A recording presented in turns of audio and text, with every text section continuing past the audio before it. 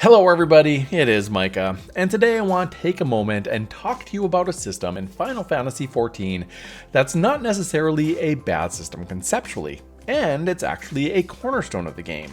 They're in every open world map, they're used on nearly every holiday event, and are now one of the only ways to get a relic weapon. They're also one of the most neglected and boring pieces of content in the entire game. Fates.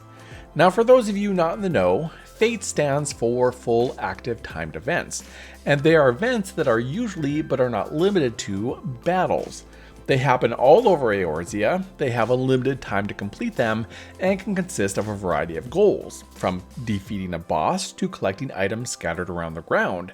They can reward experience, company seals, items, or gil, with rewards dependent on your level of participation. They are one of the most utilized, as well as one of the most underdeveloped, overused, and neglected systems in the entire game. I'm also going to state my bias here in case you haven't figured it out already, and say they are one of my least favorite systems. But let's go ahead and let's take a look at the Fate system, its history, and see if we can improve upon it. When Final Fantasy XIV first began back in 2010, Fates did not exist. Instead, what brought many people into the open world was not only the ability to form traditional leveling parties, farming mobs for experience, but also leaves, which were much more important and had a vastly better reward system than they do today. But when they rebooted the game, leaves were reduced to something many people just ignore, as they were quickly replaced by fates, which were easier and vastly more abundant. They also gave the world the feeling of it being alive, since as you ran through the wilderness, even if you were not participating in fates, they created an atmosphere that there was something more going on than just monsters roaming around aimlessly. They were also used to create a world boss system, which back during the reboot consisted of Odin and Behemoth. And these were a good supplement until they would be able to put into place an actual world boss system of free-roaming primals and notorious monsters. A system they often spoke about, but never actually came to be, unfortunately. They also began to utilize fates for seasonal events, giving them a way to not only tell a broader story in many cases, but also make them more interactive and give players something repeatable that could pay out a special currency to buy holiday-themed items. And finally, they made them an integral part of the first relic system, a part of the quest line that was met with the utmost disdain by the player base at large for its tedium and low drop rates. Fates were integrated into nearly every aspect of Final Fantasy XIV from the reboot forward, which is why it's so unclear why they stopped putting any effort into the system. And now when I say they are not putting any effort into the system, that does not mean Fates have disappeared. They're just as much part of the game as they ever were, and in some cases more so. But any further development of the Fate system has just oddly been abandoned. Fates have not changed since the reboot. We've been given no new objectives, rewards have been reduced, and in fact, instead of expanding on the system, they've abandoned aspects of it. There are no longer any world bosses, and the fates for some pieces of content, like the fates that were part of the Crystal Tower questline, have been removed. Adding onto this, the experience earned and the rewards for fates have been reduced to the point where they just don't really serve any purpose. So much so that instead of putting some time into expanding on and fixing one of the largest systems in the game, they've instead just taken the, I'm afraid to say, lazy approach and just locked a set of purchasable rewards behind a special currency that you can only get from farming fates in the Shadowbringer zones. Items that require one of the most tedious grinds to date if you want to unlock them all. Because all in all, you need to complete 360 fates across 6 zones to get all the items. Rounding that time to 5 minutes per fate to include pop times, travel times, and completion times, that's 30 hours of grinding one of the most tedious systems in the game for orchestration rolls and potted plants. With the introduction of Eureka and the Bojang Front, the system has even become the prevailing method of obtaining a relic weapon, with still very minimal changes made outside of the general uptick in difficulty. And even that is not by much. I always found this choice to be particularly odd, as the reception to the fate portions of the relic quest in both A Realm Reborn and Heavensward being so universally disliked. So why is it that Square Enix is having such a problem when it comes to Fates? Is it because, like in other cases, they found a piece of content they think works and they're scared to change it? Do they not deem it worthwhile due to lack of interest? Or do they just have no idea where to go with it? Maybe all the above. As it stands though, Fates cannot keep going in the direction they have been. I mean, why take all the time and money to create them if the only way you're going to get your players to participate in them is by bribery? The system needs a complete overhaul. It's not even a question of if it needs to be done. It just needs to be done. And there are so many things Square Enix could do using the same template. But how? Well, let's go ahead and break this down. So the first thing I want to talk about is objectives.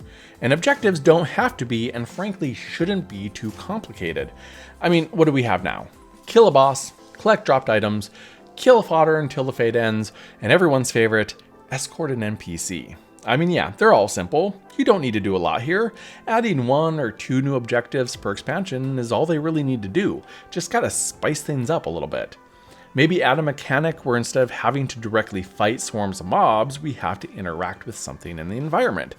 Cannons are an easy one here, or even bringing back dragon killers. Maybe picking up and transporting supplies to city guards. I mean, not all fates need to include fighting. This would do a lot to ease the monotony. But why not also make large-scale fates? Sieges on NPC strongholds or even cities. We could fight off attackers, or we could be the attackers. More on that later. You could even mix objectives, like kill X amount of mobs or collect X amount of items to make a boss appear.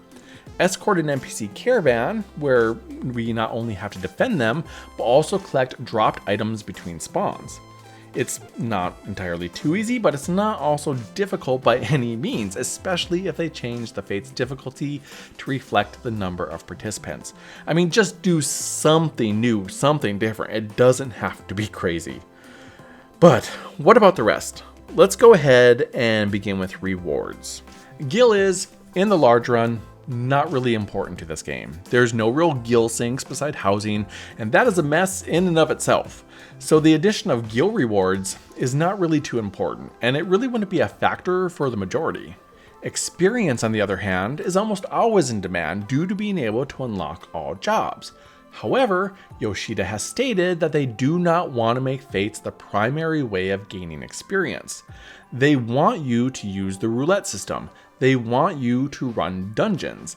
And this makes sense in a game that is as story heavy as Final Fantasy XIV is, and one that has so much progression locked behind the content in the roulettes. You want to make sure you keep people running that content so new players can progress smoothly. I mean, I remember in Final Fantasy XI, you would sit in a city and you would yell for hours sometimes to get enough people willing to help you finish a dungeon or a boss so you could complete a quest. And it was really annoying. So yeah, experience needs to stay low enough to keep Fates from being the primary method of leveling. Which just brings us back to other rewards. Rewards that you now buy with gemstones. In my opinion, this should also include leveling gear, but that is neither here nor there. They were on the right track when it came to the implementation of a bicolor gemstone system to earn rewards themed around that zone. Where they really screwed up here was making it such a horrendous grind, especially since they locked even more rewards behind finishing all the zones. In my opinion, that grind should be reduced by at least half. I mean, 30 fates per zone is not a bad number. It's still super annoying, but not a bad number, especially since you need to grind even more fates to get enough gemstones to actually buy the items you want. So, that pretty much covers basic fates and rewards. But what about higher tier fates, like world boss fates? A system they apparently have no clue how to handle. That's been done successfully in many MMOs already. Let's take a moment to look at the current system.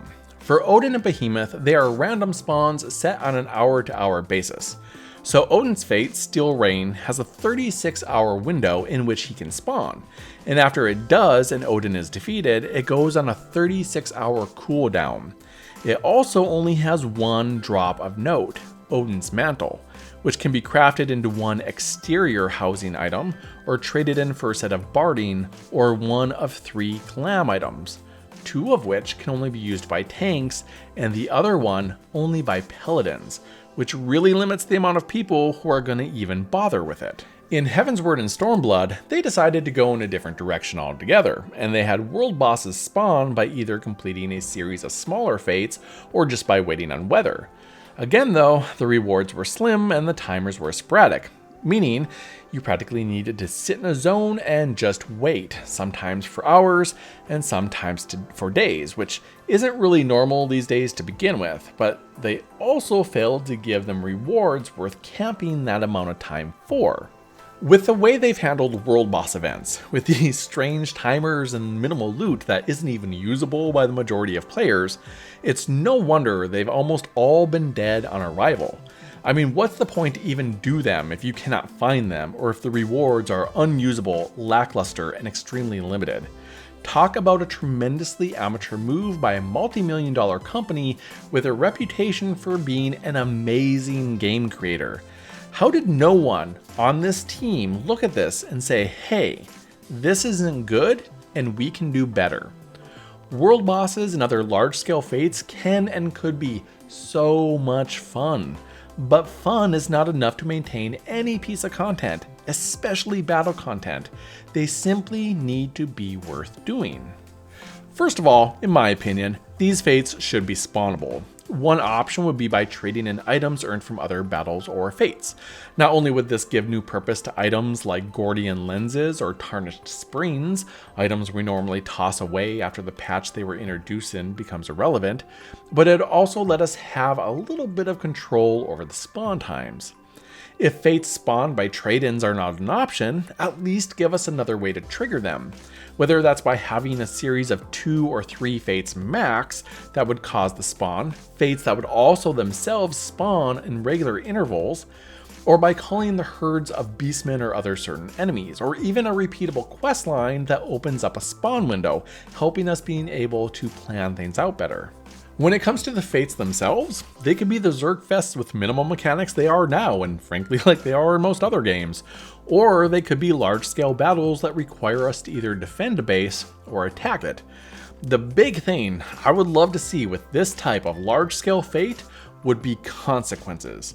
Maybe NPC vendors get kidnapped, or the base itself is overrun with bad guys, causing its sanctuary status to disappear until we're able to take it back. Heck, it could even cause more varied or even more dangerous enemies to spawn in the immediate area.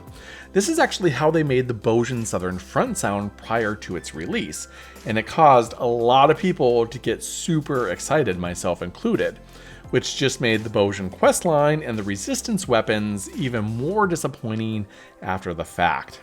If we look back at version 1, they even laid the groundwork for some very large-scale fates. Part of the relic line in version 1 was to gather and craft items and then turn them into an NPC. I think it was at the Golden Bazaar, might have been the silver, might have been the gold. Anyway, it's been a decade. There was a window that you had to turn these items in, and then after that window closed, if enough items were delivered, the bazaar would come under siege in a large-scale assault that would reward you with the items you needed for your relic weapon. I cannot express how absolutely great this was. It gave you a little bit of work to do during the downtime, and then the assault itself could be completed on any job, whether that was tanks, healers, damage dealers, crafters, or even gatherers. It spawned at a set time, and the rewards were highly sought after and very, very worthwhile. To make any of these work, however, they need to think long on how they're going to reward us for our efforts. After all, the reason these world boss fates, or even fates in general, are not something most people bother with is a lack of incentive. They need to give us more than 3 or 4 rewards that only one job class can use. A rotating reward system, or one that is just expanded upon, would be the obvious solution here. People would rush to do Odin again if they added some new rewards. Minions, mounts, glams, furnishing, it doesn't really matter. You could even add a special or unique reward to achievements. Kill Odin 5 times for a minion, 10 times for a piece of glamour, 50 times for amount. That alone would not only give us reason to complete these fates again and again, which would make the addition of even more world bosses actually worthwhile for the development team, but they would also give us some long-term goals, which is both important in an MMO and severely lacking in this one. They could even use these fates as an alternative way to earn items for relic weapons, or better yet, as a way to introduce relic gear. Give us items via these large-scale fates that will upgrade our job-specific gear as an alternative to tome gear. On top of that, if they would limit the really big drops like the gear upgrade items or the items like the aforementioned Odin's Mantle to 1 per day, or even limit the spawn to once a day, by doing this they could even extend the popularity and life of the fate out even further. Something like this would have so many benefits on top of loot as well. It would get us back into the overworld, something that's almost unnecessary after you complete the main scenario questline. It would remove some of the stagnancy from the overworld, and most importantly, it would give us something to do, especially during the extremely long downtimes we have between patches. It would be like endgame content for the casual player. This game is great. I mean, it has a lot going for it. I'm a huge fan. I've been here since the first beta back in 2010. But that does not mean there's not things they couldn't improve upon. The developers have a very strong hesitancy to change things or to try something new. I mean, if it fails, it fails. At least try. We know you have the abilities. What I'm most astounded about is the fact that they took the most hated part of the Relic quest line in A Realm Reborn and Heavensward, the Fate Farm portions, rebranded it and made it the primary way to earn a relic in both Stormblood and Shadowbringers, even creating zones that are nothing but places you farm fates in, and then barely making any effort to change the fate system at all. It boggles my mind. I assume they're just looking at numbers and seeing all the people doing content like Eureka and Boja, content that's almost purely fate farming, and think, hey, it's a success, instead of listening to how much people are complaining about it as they're doing it begrudgingly because it's the only way that they will earn the weapon they want. Anyway, before I start to tangent on relic weapons, I'm going to bring this to a conclusion. Fates. What are your thoughts? What do you want to improve in the system? Or do you just find fates fun and don't want to change anything? I'm really interested in your thoughts, so let's discuss this in the comments below. And while you're down there, if you enjoyed this video, a like and a sub if you haven't already would be wonderful, but no pressure, never any pressure. You can also follow me on Twitter, which is linked in the description. But, as per the usual, it's been a hoot. Until next time, have fun.